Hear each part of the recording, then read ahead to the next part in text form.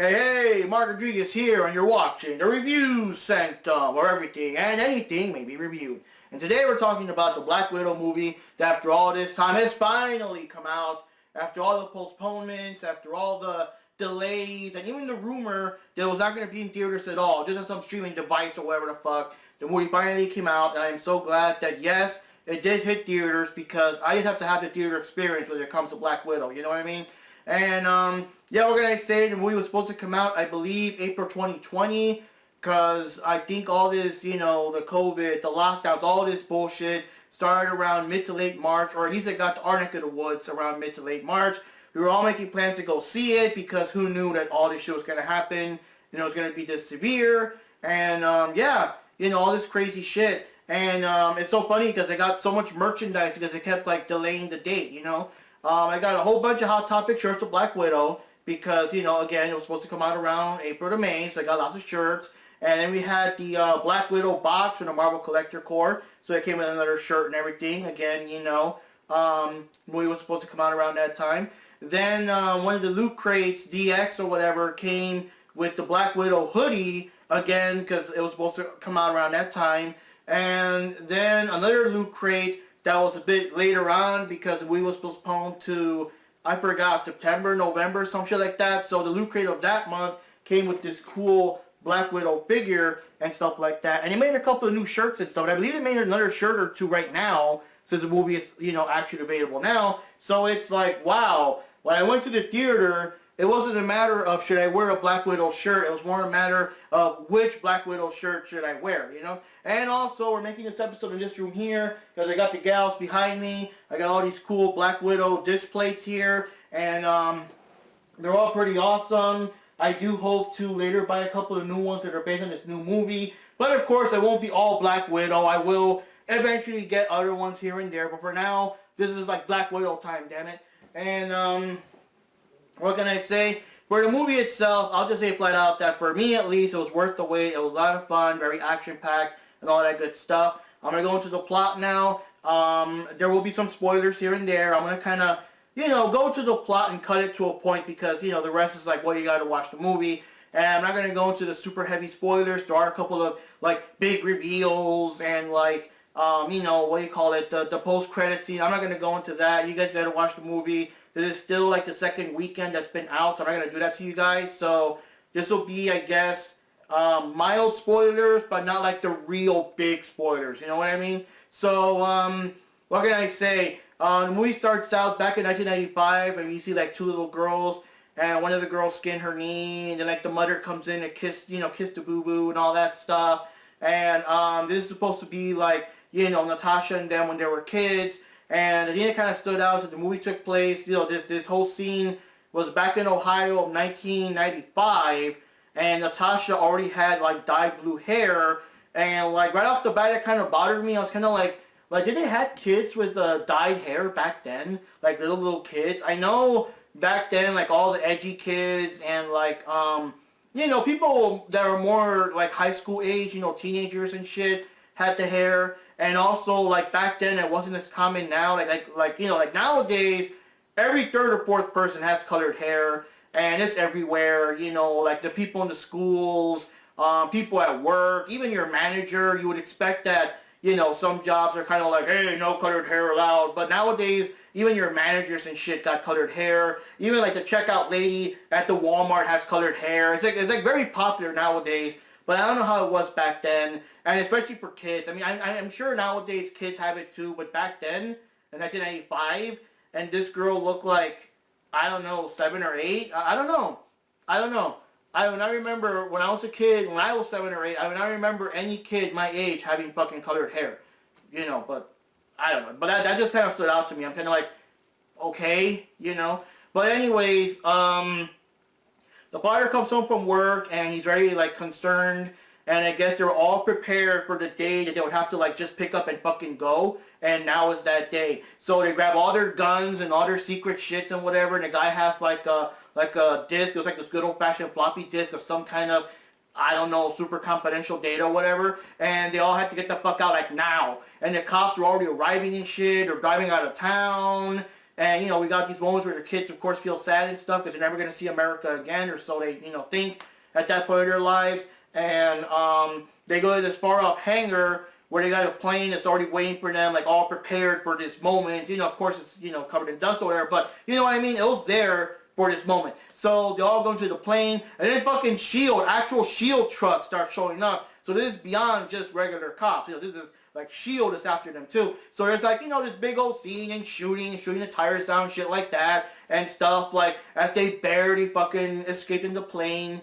And the mother got shot during the flying and everything. And when they arrived to, I guess it was Cuba, when they arrived there, the mother was taken away by Cuban military to, I guess, get looked at. But, you know, like, you never saw her again after that.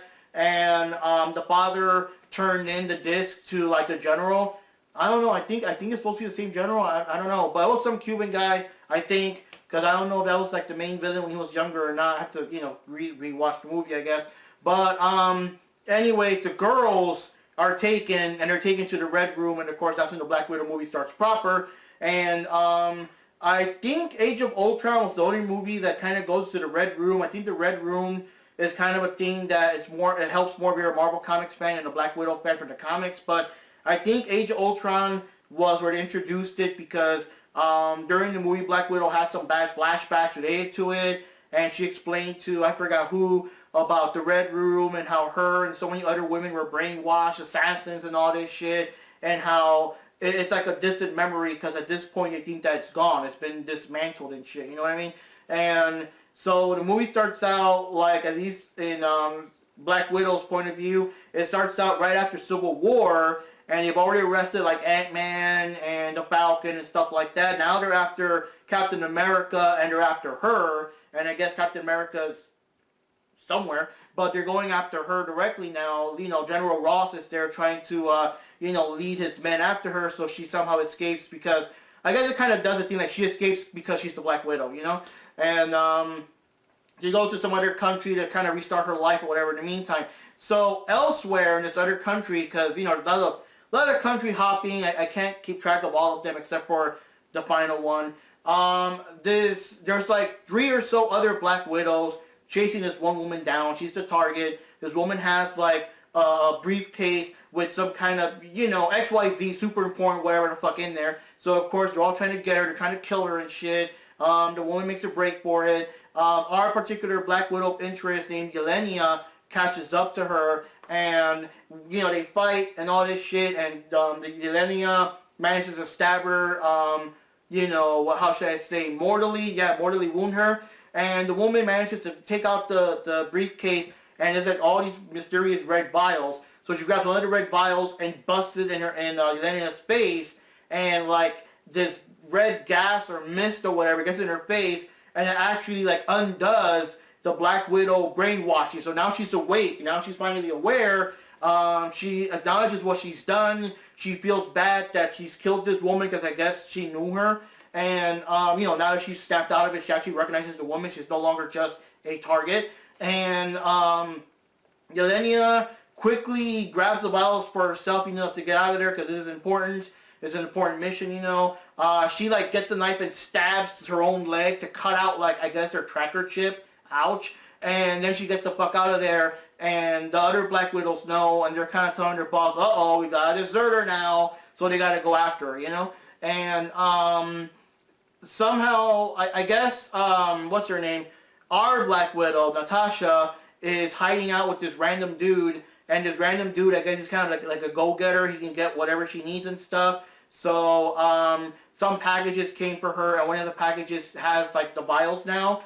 And a picture of the, you know, of her when she was, you know, when they were both girls, basically. The picture of Natasha and Yelena when they were both kids for the beginning of the movie, the little photos. So, you know, she knows it's them and stuff like that. So, Black Widow goes to, I think it's Budapest right off the bat, or Budapest, because most of the movie takes place there, I believe. So, she goes to meet up with her sister. They kind of fight it out because they don't know if they can trust each other or not because, you know, whatever. And when they finally calm down and shit, they talk it out. And the whole thing was Yelena was originally supposed to give these chemicals over to Natasha because she was hoping that, you know, because it's all over the news, you know, she's hoping that Natasha as an Avenger can just take it over to S.H.I.E.L.D. headquarters or whatever and, you know, investigate what it is and all that stuff and make more and whatever, you know. But unfortunately, this is, of course, after Civil War, and the Avengers are all divided. They're all running from the law and stuff like that. So, you know, it's a very fucked up time to do that. And Yelena's even surprised that Natasha brought the fucking chemicals back. She was hoping to get rid of them and all that shit. So, Yelena explains that the Red Room is still active. It is not a thing in the past. Natasha was very, like, convinced that she actually killed the head guy in charge, like, blew up the building that both him and his daughter were in, and she always felt guilty because it was, like, a big thing. It was, like, collateral damage that she had to, like, kill the daughter with the guy, too, you know, like, in order to get to the guy, I guess the daughter had to be sacrificed as well, so she felt kind of bad for that. But Yelena points out that, well, did you ever see a body? Did you ever finish the job? Did you ever go back to double check? Because the guy is still alive now, and, you know, the Red Room is still active, and there are still widows out there. And again, you know, they are attacked by a couple of widows and stuff, so they kind of know that. And also, like, their top project is the Taskmaster. So the Taskmaster is like their own super soldier, whatever, that's also sent out after both Natasha and Yelena. And in fact, the beginning of the movie, well, you know, after all the stuff I just said, before Natasha got to Yelena, what's-his-face, Taskmaster showed up and attacked her because I guess she confused her for Yelena. And, yeah, Taskmaster fights exactly like the person he's fighting with. And, I love the scene where Taskmaster actually grabs Black Widow, you know, Natasha, in her own infamous, you know, spinning, you know, leg scissors, or a karate thing that she always does in all the movies. So now she gets flipped over with her own move. Now, I know it's a serious moment because it was kind of life or death, but it would have been so funny if she said something like, so that's what that feels like, or something, you know. And there was a scene where both Widow and Taskmaster flip to their feet in the exact same time, exact same pose, exact same everything. So that was pretty badass. And yeah, it was a pretty good scene and stuff, but it was clear that he was not after her. He was after Yelena and after the vials and stuff like that. So anyways, to not spoil too much, now that you know that the Red Room is active and there's lots of girls that are still brainwashed and shit, and these chemicals can actually wake them all up, now it's time to finish the job. Now it's time to actually go to the Red Room, fucking destroy it, kill that guy, and, you know, save everyone. So, both Black Widows, because we got two of them now, right? Both Black Widows set out to find their father, which is, what was his name? The Red Guardian, and also their mother. And, yeah, even though this was all, you know, fake, it was all like a fake mission. They were never really married or nothing. They were undercover agents, so to speak. And the girls were just two random girls picked to be like sisters and stuff like that. Like, it was not really a real family. That whole scene in Ohio was just part of the mission and stuff like that. Like, now, like, this family has to somehow, even though they were like a fake family back then, they somehow have to work as a real family now to somehow take down the Red Room and, you know, save all these poor women that are brainwashed and stop them from committing, you know, more evil crimes and stuff. And also, the movie does point out a lot that this is going to be tough because, you know, Natasha's on her own this time. She can't rely on S.H.I.E.L.D. She can't rely on any of the Avengers. Everyone's gone. Sometimes they ask, like, hey, where's the Avengers or whatever? But, like, no, it is all up to Black Widow and her family. And it makes it tough because, of course, you know, when it comes down to it, they're all humans. And they're fighting all, like, these superhumans and stuff like that. So it's pretty fucking awesome.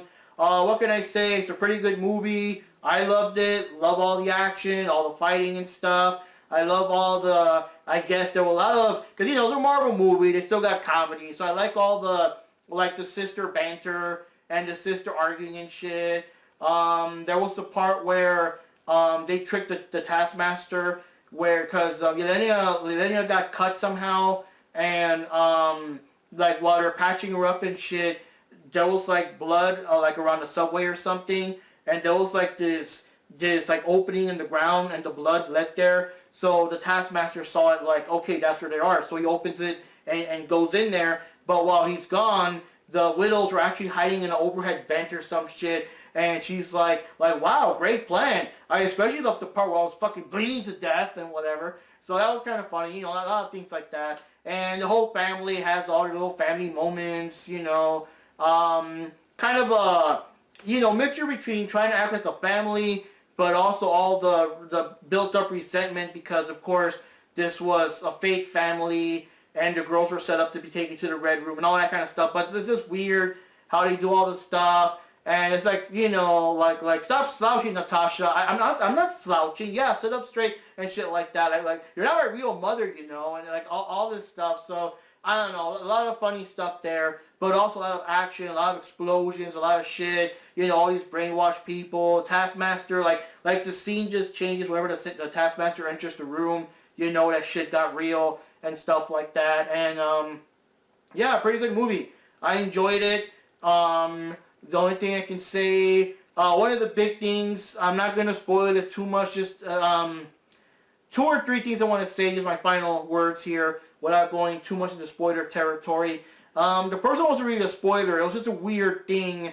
It's just those weird things that happen, like when you're in a theater, you know, you got babies crying or whatever, you know what I mean? Well, there were no babies in this one, but I did notice that the theater was fully opened. I went to the earliest showing, so the theater wasn't too packed. I still don't want to go to a packed theater, you know, with the stuff.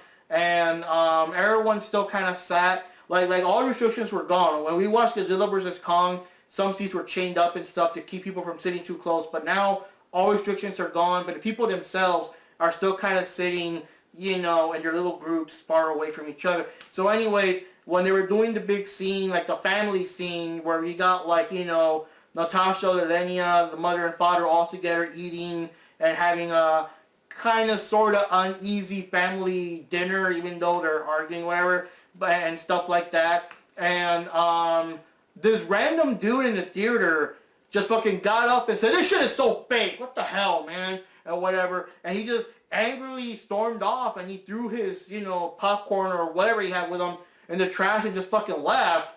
And I was waiting to see if he was going to come back or whatever, but he never came back. He fucking got up and just walked out of the theater. I've never seen that before. I know people always complain, you know, they always say, "Oh, this movie was so bad, I walked up and left the theater, blah, blah, blah, blah." But I've never seen a person, like, walk up and leave the theater. And, I don't know. I don't know what the hell is going on there. I wonder maybe it hit too close to home. I gotta admit, some of the family scenes did kind of hit in the feels a little bit, because I miss, you know, my family. I miss, you know, my parents. They're no longer around with us and stuff. So, you know, it's kind of a fantasy. Like we're never going to have dinner with me and Johnny and mom and dad. You know what I mean? So some of those scenes kind of reminded me a bit of that. Some of the dialogue, some of the stuff. So it did kind of hit a little bit in the feels, especially when they start talking about how fake it was. And then Yelenia was kind of like, "Well, but it was still real to me," and all that. So that kind of, you know, hit. So I don't know if it also hit this guy, but in a more negative way, where he just had to fucking get up and leave. You know, I don't know.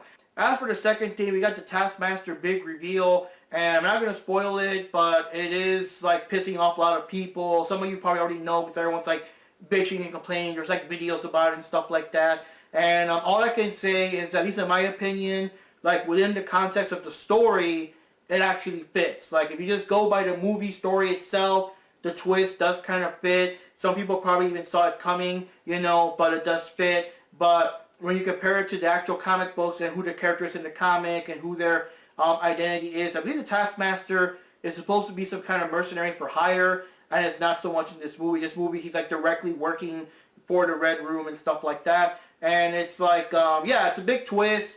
Like I said, like, I don't know, it didn't bother me that much, because within the movie it made sense. I believe the whole thing with the Mandarin, with the fucking drunk actor, "Hey, I'm Trevor," you know, in Iron Man 3, I think that was like the absolute worst one, because that one was more like, you know, the Mandarin was supposed to be the main villain of the movie, and all the trailers and everything kind of painted that picture, only to find out that he wasn't, and this random guy that Tony Stark, you know, what do you call it, abandoned or whatever, that one day, now he's like the main bad guy, you know, boring guy, instead of someone like the Mandarin with the 10 rings and all that shit. that would have been 10 times more badass, you know. Here, the Taskmaster still had a similar role, that he was just kind of like, I guess, the big agent, or like the big guy working for someone else. So it doesn't feel the same, you know what I mean? Like the Taskmaster, like I said, he gets hired for missions. He's never like the bad guy. He's working for the bad guy.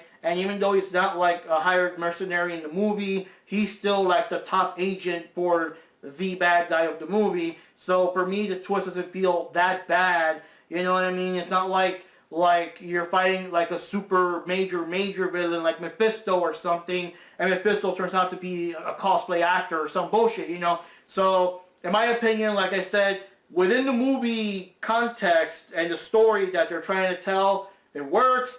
But I don't blame you if you're super pissed off, because it is a very big change compared to the comic book. Possibly the main reason I'm not that pissed off is because I haven't really seen too much of Taskmaster in the actual comics, like for me to know, you know, enough, I guess. That maybe that's why I'm not that pissed. But for me, at least in the story, it kind of sort of fits, you know what I mean? But I do understand if you're pissed about it, you know.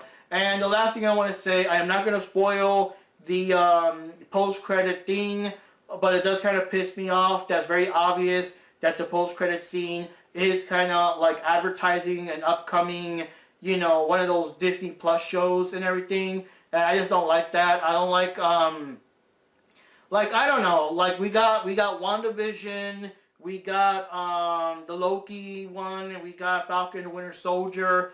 I know people either love or hate them and stuff like that, but I just think it's kind of a waste of time. Like for me, the Marvel Cinematic Universe is in the movies. I don't feel like I have to watch all these TV shows and shit to keep track of the movies. And in my opinion, like, I don't think they really matter in the long run. Like, you can watch, like, whenever Wanda reappears in the movies, I don't think you have to watch WandaVision. I think you can kind of get away with not watching WandaVision. The end of Endgame already hinted that Falcon was going to be Captain America, and the entire show, all it does is work its way up to have him be Captain America. So whenever some new Marvel movie comes out and we finally see Falcon as Captain America, like in the big screen, like, the show wouldn't have mattered, because Endgame already hints it, the next movie already shows it. I don't need to watch a TV show in between, to be honest. And I'm sure whatever Loki's doing, it won't matter in the long run either. You know what I mean? All these shows are kind of time wasters, so I don't like that this post-credit scene is hinting for a TV show, and because I want to see the thing, you know, I'm not going to spoil it, but I don't want to see this happening on a TV show. I want to see that in the next, like, Avengers movie, and actually it's a good excuse to give a certain character, I'm not going to spoil it, their own movie, because I'll just say most of the Avengers have had their own movies except for this particular person, so this would have been a perfect excuse to give that person their own movie. And I don't want to watch, like, whatever. Or also, if this person does reappear in some other Marvel movie going to the future, like, I don't think whatever happens in that show matters or whatever, and it's just stupid. It's just stupid. And Yelena is also such a cool character that, because obviously we already know that Black Widow dies in Endgame, you know, it's no longer a spoiler by now, but Yelena is such a cool character. I want to see her come back, but, you know, in the movies. Not in the fucking Disney Plus TV show, whatever. Keep the movie stuff in the movies. I don't know. You guys figure it out. If you want to make your TV shows, go ahead and make them, but figure it out in a certain way that these characters are still in the movies. Because as far as I'm concerned, the real MCU is still in the movies. You know what I mean? So anyways, guys, Mark Rodriguez here. That's all I got to say. Bottom line, I loved the movie. It was badass. Worth the wait. It was awesome. I know a movie, like, it was, you know, a year or so too. No, actually it was super too late, because there was absolutely no reason why they couldn't have made this movie, you know, after Civil War. Like, the movie fits in so perfect after Civil War. They should have just done that. And the way it ends, it also leads perfectly into how we see her again in Infinity War. You know what I mean? So, like, yeah, they should have done the movie before, but I think what happened is that everyone just, like, shifted gears to Captain Marvel and, you know, her movie and shit. But I agree, Black Widow was there since day one. movie-wise, so she should have had her movie first, but, you know, whatever. Anyways, it'll be like a long rant. That's for another day. That's for another video. But this is Mark Rodriguez here. We'll see you next time for the review Sanctum. I'm going to try to watch Space Jam. We'll see how that goes. I haven't been hearing too many good things about it, but I'm going to try to go with an unbiased opinion, but we'll see. We'll see how that one goes. So anyways, guys, Mark Rodriguez here. This has been the review Sanctum, where everything and anything may be reviewed. Catch you later.